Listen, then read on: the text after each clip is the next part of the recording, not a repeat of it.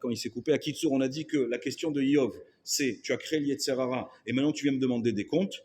Moi, je te dis non, je suis désolé, tu n'avais qu'à pas créer l'Yetzer Hara. Là-bas, on lui dit attention, on a créé l'Yetzer Hara, mais on a créé aussi un antidote qui s'appelle la Torah. La question qu'on a posée à l'instant, est-ce que c'est plus dur, est-ce que c'est plus méritant de faire tchouva ou est-ce que c'est plus dur de résister à Bnei Brak, je vous donne un peu la réponse, ou de faire teshuva?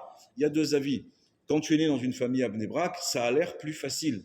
Ça a l'air plus facile. Ouais, ça a l'air, parce que quand tu vas sortir à Tel Aviv, faut être costaud, hein, pour prendre les lunettes que vous connaissez tous, ils ont des lunettes spéciales pour la raquette là-bas, hein, prendre des lunettes où tu vois rien, d'accord? Et c'est pas évident, hein. Alors, je dis pas que c'est évident de quitter le monde laïque pour venir faire Shabbat, manger kasher, se mettre une perruque, s'habiller en noir comme un corbeau. Je dis pas que c'est facile, mais est-ce que c'est pas plus difficile de résister, alors que le monde entier te dit mais t'as tort, mais enlève-toi, mais t'es ridicule avec ton Streimel, mais enlève ton chapeau mon ami, enlève, il fait 40 degrés, mais t'es ridicule. Le monde entier il te dit ça. Quel est le plus dur? Je sais pas. Hein. C'est pareil, hein. Exactement.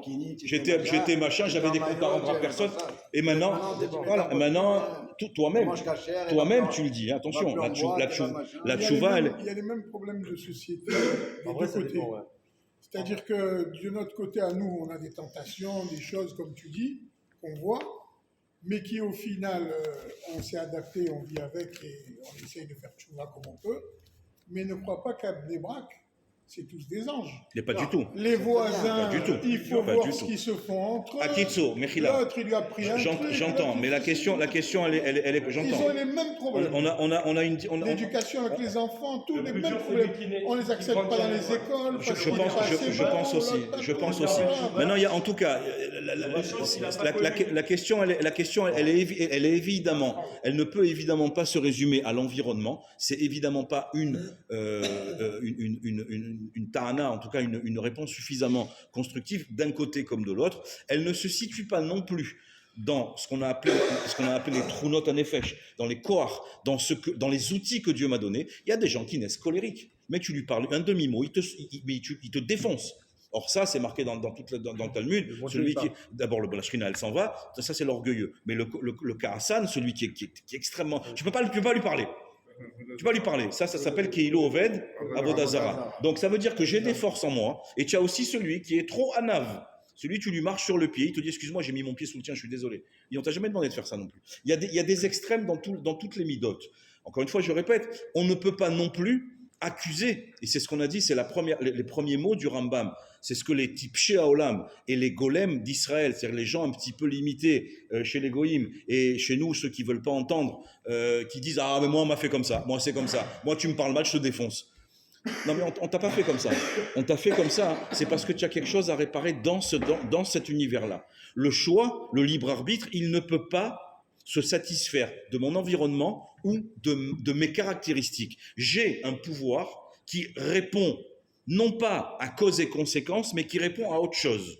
Et ce autre chose, l'environnement et les caractéristiques qui sont ce que je suis moi, ne sont que ce qu'on appelle des shikul hadaat. C'est-à-dire que ce sont des informations qui vont me permettre de faire un choix. Mais en aucun cas, je vais pouvoir dire, parce que je suis né à Bnei Brak, alors je serai forcément... Non. Je vous ai raconté l'histoire du fils de Rav Wolbe, je crois, ou si je ne vous l'ai pas raconté, Zichrono Livracha. Il a un fils qui a été Mechalel Shabbat Befarassia pendant 10 ans, qui venait chez son père, le Mashgiar de Ponovitch, manger le tchoulent en voiture. Je veux dire, il faut quand même...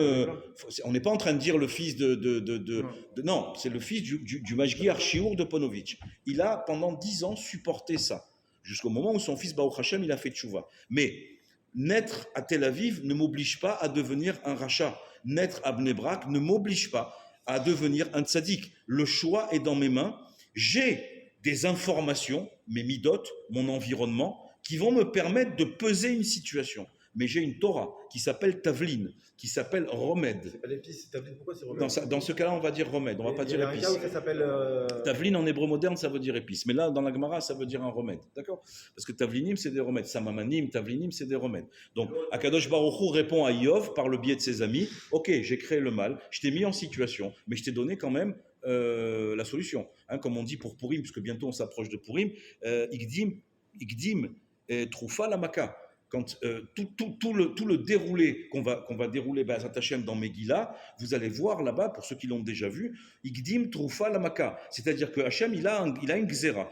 Aman, il veut détruire tous les juifs le même jour. Mais tout le processus, ça s'appelle Magdim Troufa Lamaka. Je t'ai donné la solution avant même que le problème arrive. Le libre arbitre, c'est ça aussi. C'est pas de te laisser croire que les informations que toi tu vois, et ça va être ça la faute de Adam, on va le voir un peu plus loin, c'est pas ça que je t'ai donné. Je t'ai donné la capacité de justement peser les informations, l'environnement, tout ce qui fait ce monde-là, cause et conséquences, tu dois le peser. Mais toi, tu as la possibilité de ne pas te soumettre à ça. Je voudrais, si vous le voulez bien, pour terminer, qu'on s'intéresse un petit peu à la vision du Rav Israël Salanter, Zichrono Livracha, qui a écrit également Ashpa'at Asviva, voilà, qui dit, tu vois, on est dans ça, Baruch Hashem, Hashem nous a amené où je voulais qu'on aille là-bas. Il dit là-bas, oui, comment on fait Kuntra sa Bechira. Il a écrit un texte sur la Bechira. Il a fait ça en deux parties. Première partie, Me'ut Bechira. Comme il a fait Rav Friedlander, la nature, l'essence de la Bechira, et le premier chapitre de cette réflexion est la suivante. Na'avir lefanenu, on va mettre devant nous betoch mashal, avec un exemple, achat mebriratenu, un de nos choix, venarkor, et on va chercher etev bepratea, on va regarder dans les détails. Misheme hachen sigariot arbe, celui qui fume beaucoup de cigarettes. Ad shebela ila yargish kev kaché bachazé, jusqu'à que la nuit il a un poids, hein, connais-moi, j'étais un gros fumeur. La nuit, on a ce poids sur la poitrine. Besha sheko evlo balaïla. Au moment où ça lui fait mal la nuit, Machlit, il décide, shelo ya'ashen od beshum ofen le machar. J'arrête. Là, j'en peux plus, je me lève, je tousse, j'ai une tonne sur la poitrine. Ça y est, j'arrête. C'est normal comme choix, non? D'accord? Ki imi yashen Allah. Si je continue à fumer, la nuit prochaine, j'aurai la même souffrance. Que Shekam le Mochorat, il se lève le lendemain. Achar Avur Sha'akala, il est passé une petite heure comme ça. Hop, mitorer bo aratson le Hashen. Né en lui le désir de fumer. Mipne shebe sibata ergel yesh lo chafetz rav beze. À cause de l'habitude, donc de l'environnement, eh bien, il a envie fortement de fumer. Donc, on va mettre en face la volonté de fumer, en face de la douleur.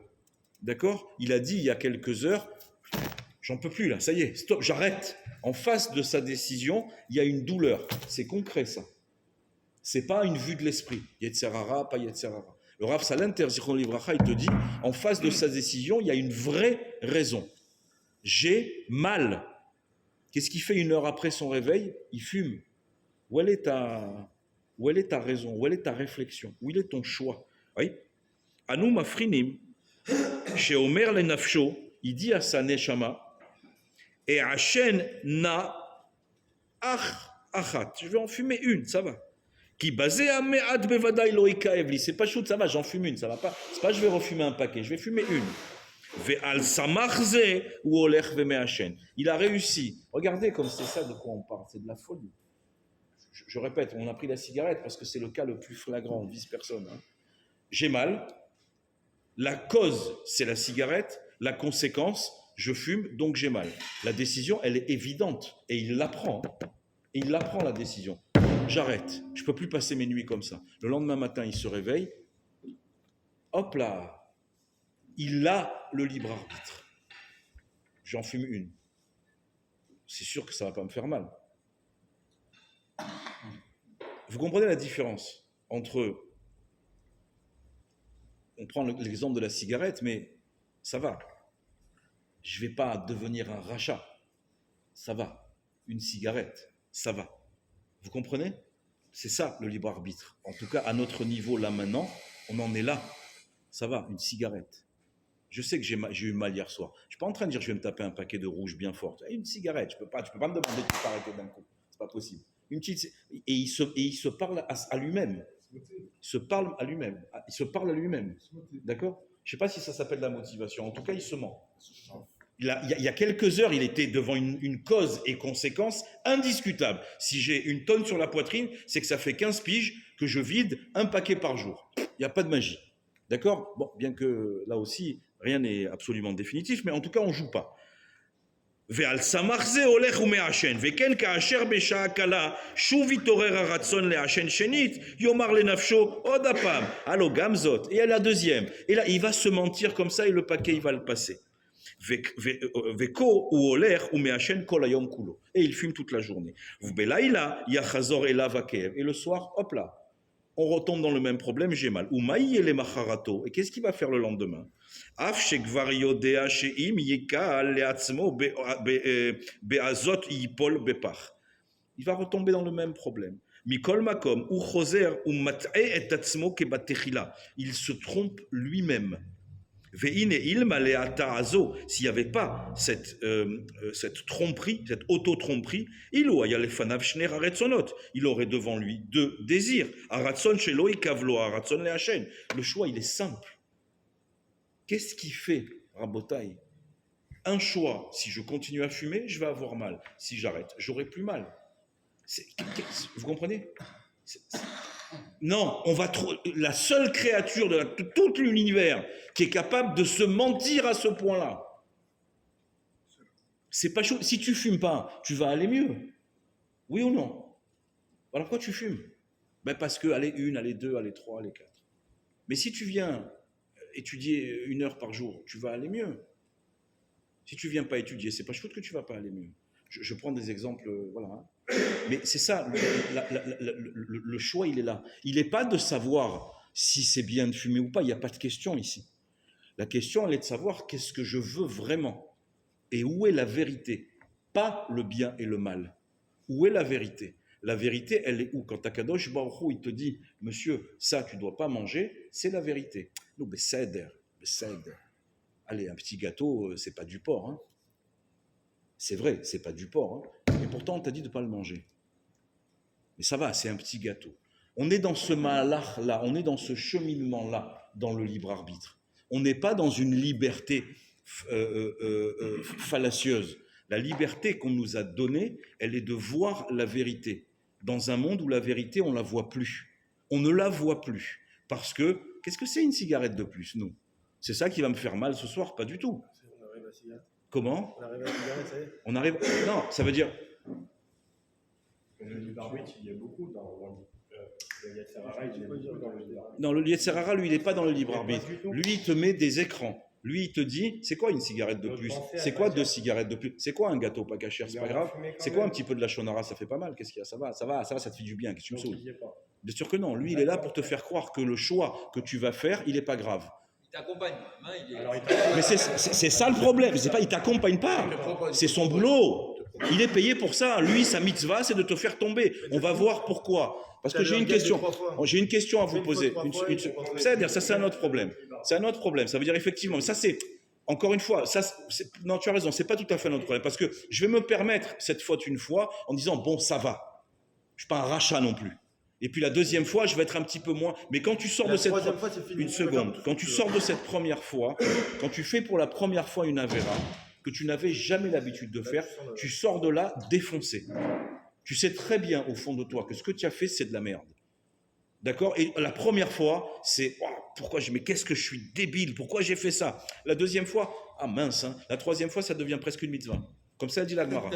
La troisième fois, ça devient presque une mitzvah. Non, c'est ma mâche. La Gemara, elle te dit, la première fois, tu sors de là. La première fois, tu sors de là. Regardez comme, non, mais ton intervention, Mechila, elle était très bonne, excuse-moi. La première fois, tu sors de là dévasté. Comment j'ai pu faire ça? Mais comment Ribono Shel Olam? Et la deuxième fois, aïe, aïe, aïe, c'est dur, aïe, aïe, aïe, ce Yetzer. La troisième fois, c'est bon, ben ça va, qu'est-ce qu'il y a, je suis pas mort. La quatrième fois, nos mitzvah. Mitzvah! C'est ça qu'elle dit la Gemara. Pourquoi? Parce que tu t'es raconté des salades, mais une cigarette de plus, ça va te tuer encore plus.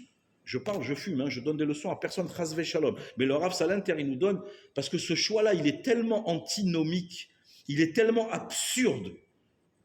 C'est surtout qu'il est valable pour toute la vie. Pour tout ce qu'on va dire à partir de ce soir. J'ai un libre arbitre que je crois que je maîtrise quelque chose, mais ce libre arbitre, il joue contre moi. Parce que le Yetzer, comme vous l'avez dit, il te dit, attends, ton libre arbitre, c'est bien, attends, mais ça va. Justement, tu es unique. C'est pas si grave. Et tu pourras revenir après. Béchalar par O et Ta'am. Je vous avais expliqué le Béchalar par O et Ta'am.